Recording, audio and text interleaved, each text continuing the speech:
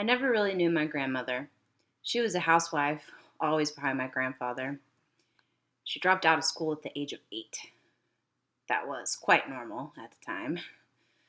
From the moment she got married, she lived in the same place and always did grocery shopping in the market next to her house. She knew everyone in the neighborhood and used to sit at the door of her house to talk to her neighbors. When my grandfather got sick, I realized that I barely knew her. When I spent time with my grandparents, I always interacted with my grandfather. She was the woman behind him, always present, but always invisible. She was strong and cold. I always thought her coldness was part of being strong. I'm not sure it was. My grandfather's dementia was slow and hard for the family, but she never complained. She complained about almost everything in general, but she never complained specifically about that. She took care of him with the efficiency with which she did everything. She was good at following schedules, rules. She never cried. She had accepted that it was her duty. She was raised to do this. When my grandfather died, she didn't cry either.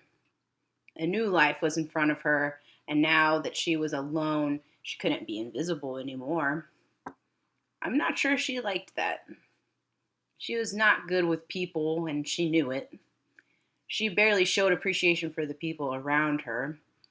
She didn't know how to, although I could tell that she wanted to. I started telling her that I loved her often and hugged her too. I knew it was difficult for her, so I would ask her directly, "Do you love me?" And she would reply, "Of course." How could I doubt it?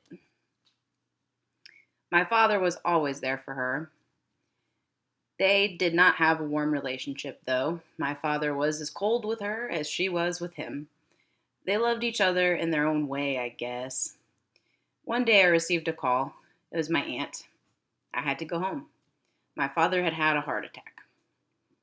It took me a few minutes to react. But is he going to be okay? "I think you should come home," my aunt said. I left work, bought a ticket, and went to the airport. I was at home 4 hours later. My father had actually passed away during the night. He just never woke up. It's difficult to explain such a sudden loss. On the one hand, it's good that he didn't feel or know anything. On the other hand, there were so many things that I wanted to tell him and that I would never be able to. My grandma was at home. I hugged her very strong, but she didn't move. She was telling me she was sad, but she didn't shed a tear. How was that possible? I assumed she was still in shock. She would react later. I tried to be there for her.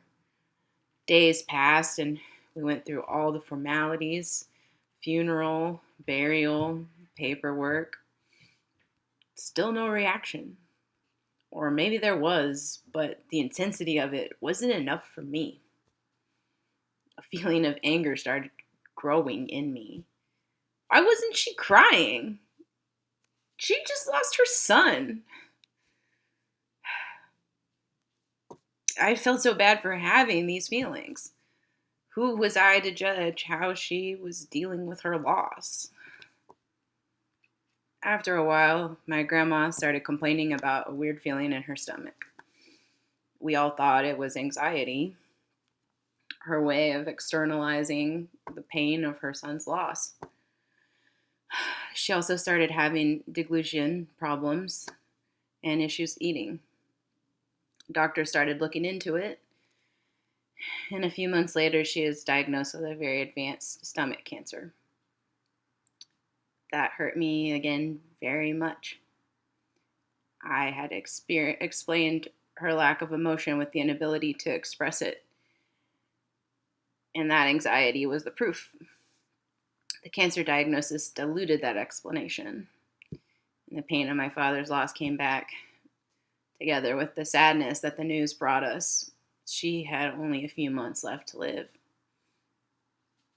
Cancer deteriorated her very fast, and she accepted what was coming with the same coldness and strength with which she had lived the rest of her losses. She never cried or showed any weakness. She just accepted it, I guess. A big part of my sadness when she died was that I didn't have time to get to know her better. She had been there for me all my life, and I didn't know her. What was going on in her head? Was she really that cold? Or was she only unable to externalize what she was feeling? Was she feeling all these things I thought she was supposed to feel? Maybe she just knew how to live better than I do. And she just accepted life the way it came, with no regrets, with no sadness. Maybe she was the wisest person I have ever gotten to know. I will never know.